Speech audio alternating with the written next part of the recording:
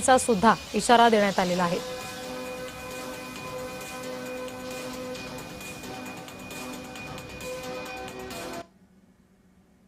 Global वारी 2026 अंतर्गत श्री विठ्ठल रुक्मिणीच्या पवित्र पादुकांचा हंगेरीतील 3 दिवसांचा अभूतपूर्व भक्ती सोहळा भावपूर्ण वातावरणात पार पडला। स्थानिक विश्वगुरू दीप हिंदू मंदिरामध्ये भारतीय आणि हंगेरियन भाविकांनी रामकृष्ण हरीच्या जयघोषात विठ्ठल नामाचा महापूर आणला होता। हंगेरीतील मुक्काम संपून या पादुका आता 2500 किलोमीटरचा प्रवास करत जॉर्जियाकडे रवाना झालेल्या आहेत।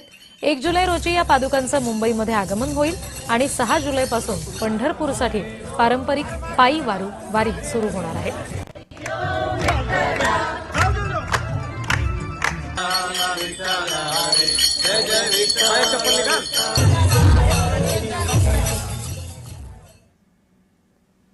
या बातमीचा बुलेटिनमध्ये